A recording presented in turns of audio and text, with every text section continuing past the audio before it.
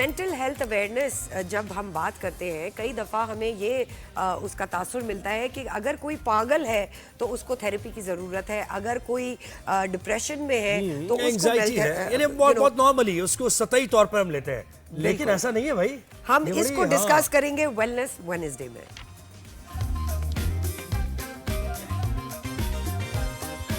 जी, तो हमारे साथ आज इसी पे फर्दर बात करने के लिए मौजूद है doctor Nadia Nadeem, NLP expert हैं, हिप्नोटिस्ट भी हैं और टेलीपैथी भी करती है। तो मतलब वो सारे मैजिकल गुण आपके पास है कि आप लोगों को अपनी छोटी उंगली में रैप कर सकती हैं। अच्छा, but on a serious note doctor Nadia, बहुत सारे केसेस आपके पास आते होंगे, हिप्नोटिस्ट भी हैं आप, क्या मिसकंसेप्शंस हैं, क्या मिथ्स हैं around mental health awareness? Mental health सबसे पहले तो हमारे मुल्क में बड़े अफसोस की बात है कि इसको लोग कुछ अहमियत नहीं देते, जबकि मेंटल हेल्थ अगर आपकी सही है ना, तो जो लोग ब्लड प्रेशर में मुब्तला हो जाते हैं, डायबिटिक होते हैं, एंजाइटी, डिप्रेशन एक बहुत बड़ा मसला है। लेकिन जब तक लोगों को ये समझ आता है कि वो एंजाइटी और डिप्रेशन के मरीज़ हैं, अगर वो रियलाइज़ कर भी लें तो उनके अतराफ़ के लोग, उनकी फैमिली उनको ये रियलाइज़ नहीं करने देते और उनको ये कहा जाता है कि तुम क्या पागल जाएंगे साइकियाट्रिस्ट के पास, हो साइकोलॉजिस्ट के पास क्यों जाना है भाई? और एक लोग खुद पेशेंट को भी एक ये डर होता है, क्या अब हम मरीज हैं और हमें सारी जिंदगी दवाएं खानी पड़ेंगी। तो माइंड साइंसेस अब एक इस न्यू एरा में एक ऐसी चीज़ है कि बिना दवाएं खाए हुए कुछ सेशंस के साथ आप अपने एंजाइटी डिप्रेशन से भी छुटकारा पा सकते हैं, अपनी किसी बीमारी से भी छुटकारा पा सकते हैं। अच्छा, आप केसेस में क्या देखती हैं, क्या ख़वातीन या मर्द हजरात को पता होता है कि वो डिप्रेशन में है, क्योंकि वो सिम्टम्स इंसान खुद तो नहीं देख सकता, राइट? बिल्कुल, या फिर वो इस स्टेज पे ना पहुंच जाए कि बिल्कुल एविडेंट हो जाए। इससे दूर रहना चाहते हैं कि हमारे साथ कोई प्रॉब्लम है। बहुत दफ़ा पेशेंट्स हमारे पास आते हैं जब उनको रियलाइज़ भी करवाया जाए ना, कि जब वो अपना कोई भी डिस्कस करते हैं, फैमिली इशू है, रिलेशनशिप इशू है, जॉब इशू है, जो भी है, तो उनको जब बताया जाता है कि आपको ये इशू है, ये एंजाइटी और डिप्रेशन का एक फॉर्म है और ये अर्ली स्टेज है, तो कहते हैं नहीं, आपको गलत लग रहा है, ऐसा कुछ नहीं है। क्योंकि रियलाइज करना इसलिए ज़रूरी है क्योंकि इसका जो वर्स्ट फॉर्म है ना, वो पैनिक अटैक्स है। वो इतना वर्स्ट फॉर्म है कि जब हमारे पास पेशेंट्स आते हैं और वो जब उनको हम बताते हैं कि जब उस वक्त आपने क्यों नहीं रियलाइज किया। और पैनिक अटैक तक पहुंचने में भी कोई खास ऐसा नहीं है, पता ही नहीं चलेगा आप वहां उस स्टेज तक पहुंच गए। पैनिक अटैक कैसे होता है ये भी बताइए। काफी पैनिक अटैक बहुत कम लोगों को इसके बारे में पता है। अभी पिछले कुछ अरसे पहले मैंने एक सोशल मीडिया पे एक पोस्ट देखी थी, उस पर उन्होंने बताया कि एक फ़्लाइट पे किसी बंदे के साथ हुआ और उसको हार्ट अटैक हो गया, और उन्होंने सिम्टम्स जब लिखे तो उस पर जाके मैंने कमेंट किया था कि उसको हार्ट अटैक नहीं हुआ, उसको पैनिक अटैक हुआ था। अगर उस वक्त कोई वहाँ ऐसा होता जिसको ये समझ होती, वो सिर्फ उस वक्त उसके साथ बैठता और उससे कहता कि कुछ नहीं है, काम डाउन करो, फ्लाइट है, अभी टेक ऑफ करेगा, अभी हम लैंड, या उसको बातों में लगाता। ठीक है, पैनिक अटैक के जो सिम्टम्स होते हैं वो एग्जैक्टली सेम हार्ट अटैक जैसे होते हैं। राइट, आपको सांस नहीं आ रही है। ये मुझे बताएं कि जैसे ये चीज ट्रिगर भी होती रहती है, जैसे आपको किसी को पेशेंट को आपने हील हो गया, ठीक हो गया वो अपनी रूटीन लाइफ में दोबारा, लेकिन कोई ऐसी चीज होगी तो वो ट्रिगर हो जाएगा एकदम, एंजाइटी, उसकी डिप्रेशन दोबारा उसके लिए हम ये करते हैं, हिप्नोथेरेपी की जाती है पैनिक अटैक या किसी भी फोबिया से निकालने के लिए, ताकि आपके सब कॉन्शियस से उस चीज को बेसिकली डिलीट किया जाता है। जिस तरीके से हम मोबाइल कंप्यूटर से डिलीट करते हैं, इस तरह सब कॉन्शियस से डिलीट किया जाता है। ऐसा हो जाता है। न्यूरो पैटर्न्स होते हैं, उसको चेंज करेंगे। पैनिक अटैक में अगर आपका कोई फोबिया है, जैसे बहुत कॉमन है फ्लाइट फोबिया लोगों में, ठीक है, बहुत लोग ऐसे होते हैं जिनको फ्लाइट लेते हुए या ट्रैवलिंग में डर लगता है, चाहे वो बाय कार हो, हाइट फोबिया, बहुत सारे फोबियाज होते हैं। तो उसके लिए ट्रीटमेंट्स ये होते हैं, हिप्नोथेरेपी यूज़ की जाती है। वेस्ट में ये थेरेपी बहुत कॉमन है। वेस्ट में तो बहुत सक्सेस रेट है कि इससे डिलीवरीज तक कराई जा रही हैं, पेनलेस डिलीवरीज तक हो रही हैं। ठीक है, और मैं अपनी भी इस पे आगे आपको एक मिसाल दूंगी जो मैं अक्सर कोट करती हूँ लोगों को। हिप्नोथेरेपी के ज़रिए आप बेसिकली जिस तरह हम मोबाइल और कंप्यूटर से कुछ डिलीट करते हैं, हम आपके सब कॉन्शियस को टारगेट करते हैं और उसमें जो भी आपका डर खौफ होता है उसको डिलीट कर देते हैं, और लाइफ टाइम के लिए उसको मैनेज इस तरह किया जाता है कि आपके कुछ सेशंस पहले हम देते हैं, उसके बाद हम आपको एक मेडिटेशन दे देते हैं, रिकॉर्डेड मेडिटेशन, जो कोई डर खौफ, कोई बुरी आदत भी, कुछ भी एग्जैक्टली कोई बुरी आदत भी आपकी है, कोई आपके इश्यूज हैं, डिप्रेशन, फियर्स हैं, कुछ भी है, यू नेम इट। कोई अनयूजुअल केस आया doctor Nadia that you would like to tell? मेरे पास वैसे तो बहुत सारे केसेस होते हैं, एक केस जो मेरे दिल से शायद बहुत करीब है, क्योंकि बहुत दफ़ा ऐसे पेशेंट्स आते हैं कि आप खुद इमोशनली इन्वॉल्व हो जाते हैं उनके साथ, उनके प्रॉब्लम्स सुनने के बाद। मेरे पास एक केस आया था, एक यंग लड़की थी, जब कंसल्टेशन हुई और उसने मुझे बताया कि मेरे पेरेंट्स की, मतलब मैं छोटी थी, डेथ हुई, फिर उसके बाद फादर की कुछ अरसे पहले डेथ हो गई, तो उसके बाद मैं अकेली हूँ, तो मुझे नींद नहीं आती। डॉक्टर्स के पास गई, उन्होंने मुझे स्लीपिंग पिल्स दी, लेकिन मैं उसके बाद भी सो नहीं पाती। तो आखिर को मुझे वो छोड़नी पड़ी, क्योंकि मैं एडिक्ट हो रही थी लेकिन तब भी सो नहीं पाती थी। क्यों? वो एक फोबिया था ना, अकेलेपन का, कि पेरेंट्स नहीं है और सारा कुछ। तो जब उसने मुझसे डिस्कस किया तो मैंने कहा ठीक है, कि नहीं आप कैसे, हाउ इज इट पॉसिबल कि मतलब डॉक्टर्स जो नहीं कर सके कैसे सेशन से होगा, मतलब लोगों को क्योंकि माइंड साइंसेस का भी नहीं पता है ना, तो उनको नहीं यकीन आता कि ये चीज़ पॉसिबल भी है।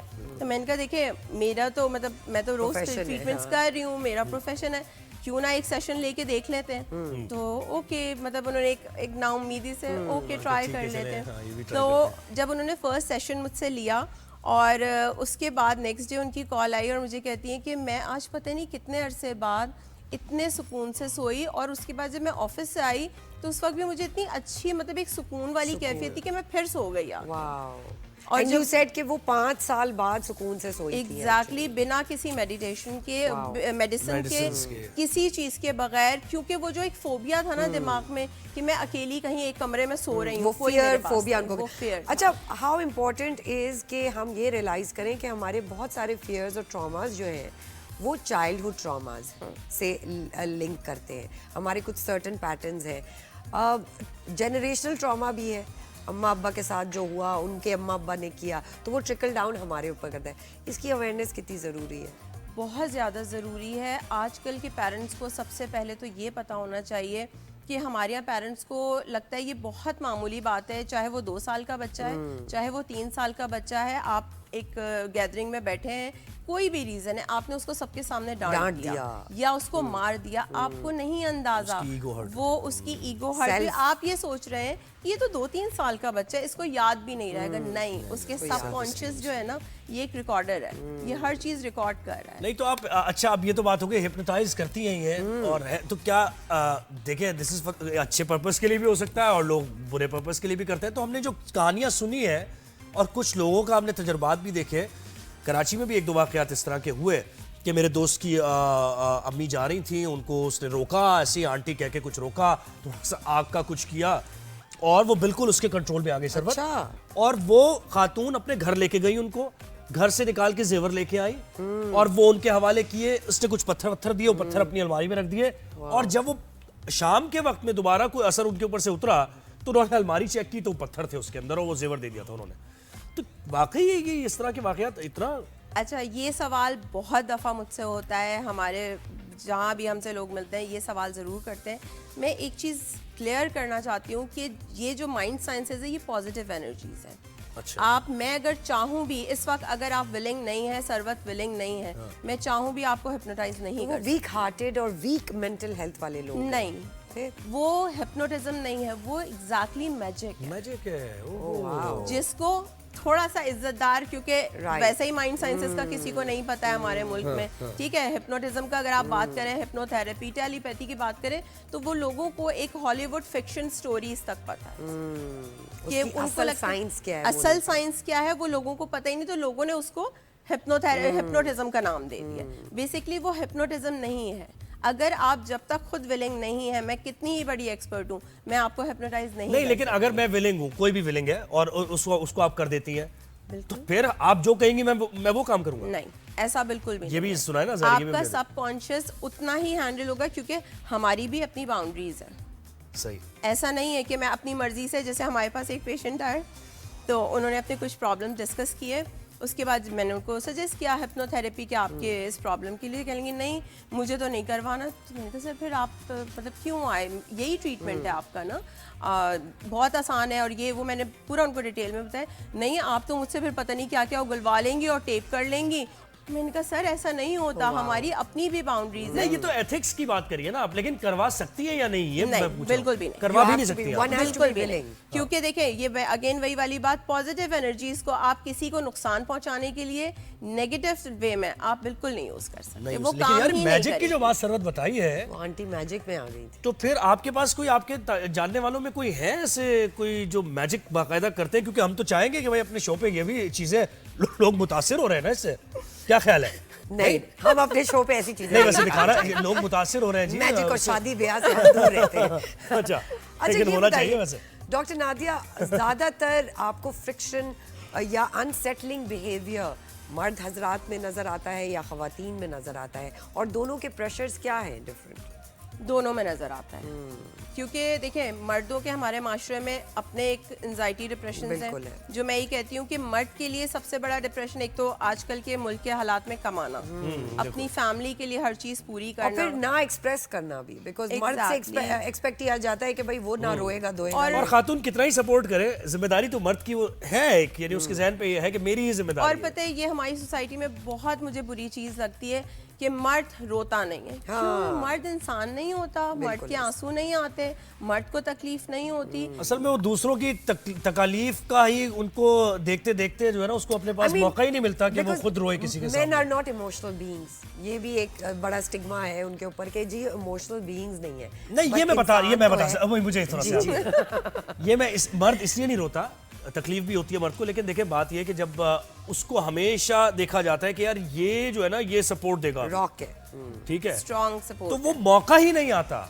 जब वो इमोशनली डाउन भी होता है ना, वो अपने आप से बात करके अपने आप को मजबूत कर लेता है, क्योंकि उसको अपनी माँ के सामने स्ट्रांग दिखना है, अपनी वाइफ के सामने स्ट्रांग दिखना है, बच्चों के सामने, तो ये मौका मर्द के ऊपर आता ही नहीं है। ये मैं आपको बता रहा हूँ। मैं आपको एक बात बताऊं, हमारे यहाँ अगेन वही बात कि ये चीज़ कॉमन नहीं है, वेस्ट में बहुत कॉमन है। लाइफ कोचेस होते हैं बिल्कुल। और लोग सिर्फ हर महीने, मतलब जिस तरह से हम पार्लर जा रहे होते हैं, स्पा जा रहे होते हैं, लोग सिर्फ थेरेपी के लिए, काउंसलिंग के लिए जा रहे होते हैं। क्योंकि आपकी बात बिल्कुल सही है कि बहुत सारे लोग, क्योंकि हमें शायद बचपन से ये सिखाया जाता है कि मर्द बहुत स्ट्रांग है, उसको रोना नहीं चाहिए, तो ऑब्वियसली वो बीवी या माँ के सामने अपने आप को स्ट्रांग बनाते हैं कि अगर मैं टूटा तो इनका क्या होगा। ठीक है, तो मेरे पास भी ऐसे बहुत से केसेस आते हैं जो थेरेपी तक तो जाने की ज़रूरत ही नहीं पड़ती, सिर्फ काउंसलिंग में जब अंदाज़ा हमें हो जाता है ये किस लेवल पे, तो सिर्फ वो बातें उनसे निकलवा के यकीन करें उनको वो रिलैक्स करते हैं। और मेरे कितने पेशेंट्स ऐसे हैं जो हर थोड़े दिन में मुझसे अपॉइंटमेंट इसलिए लेते हैं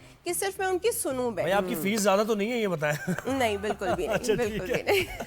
अच्छा डॉक्टर नादिया, अगेन कितना ज़रूरी है, एक तो आप थेरेपी सेशन पे चले गए, but at the same time आपने घर आके ब्रेथ वर्क किया, ब्रीदिंग एक्सरसाइज का लोगों को नहीं पता कि आपकी जो पूरा एक अंदर का कोर है वो ब्रीदिंग से भी ठीक हो सकता है। उसके बारे में बताइए, आप अपने पेशेंट्स को रेकमेंड करती हैं? बिल्कुल मैं रिकमेंड करती हूँ।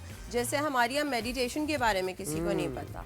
मेडिटेशन इतनी अच्छी चीज है कि अगर आप खुद से बैठिए, एग्जैक्टली, सिर्फ आप सुबह उठ के, जो लोगों को एक आदत है सुबह उठ के फोन उठा लेना, और एक सुबह का टाइम और एक रात बिल्कुल सोने का टाइम, वो हमारा ऐसा टाइम होता है जब आपका नेचुरली माइंड अल्फा स्टेट में होता है। ठीक है, आप उस माइंड को जिस तरह ट्रेन करेंगे वो दिन भर आपका माइंड उसी तरह से काम, और वो 5 मिनट ज्यादा नहीं। एग्जैक्टली, सिर्फ 5 से 7 मिनट होता है कि जब आप बिल्कुल नींद से जागते हैं या बिल्कुल जब सोने वाली हालत में होते हैं। तो लोगों को अगेन वही बात है कि इतना कुछ पता ही नहीं है, और वही बात है कि रील्स स्क्रॉल करना है, उससे अगर कोई गोरे ये कर रहे हैं तो आप बड़े देखें, हमारी सोसाइटी में लोग बड़े फख्र से हमने वहाँ ये चीज़ देखी, लेकिन अपने मुल्क में जब ये कुछ हो रहा हो तो लोग लिटरली, हमारे साथ अभी लास्ट हमने एक शो की, उसमें कुछ लोग आए तो उनसे जब हमने बताया माइंड साइंसेस क्या है, किस तरीके से है, ये वो डिटेल बताई, तो लिटरली आप यकीन करें हम सब, मेरी पूरी टीम हंसना शुरू हो गई। कहते हैं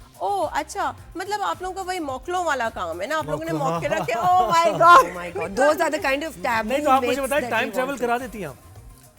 देखें, कुछ चीज़ें जो है जो मूवीज़ की हद तक हैं, अगर उसको मैं आपको कहूँ कि टाइम ट्रैवल करना निहायत ही फजूल चीज़। इंसेप्शन में चले गए आप तो।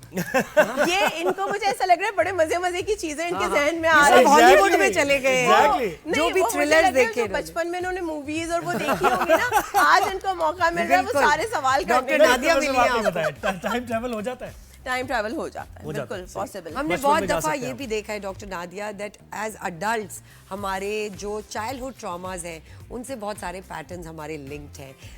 Thank you so much doctor Nadia Nadeem, आपने हमें सरवत को अगर टाइम ट्रैवल कराए ना आप, तो ये बहुत सारे लोगों मैं को पिकासो से जाके मुख्तलिफ मिलूंगी जवाब सबसे देंगे जो वो नहीं दे सकी थी। बहुत ही अलग जवाब सरवत की तरफ से आएंगे अगर इतने रियल होंगे कि फिर बाद में चेक एंड बैलेंस करना मुश्किल हो जाएगा।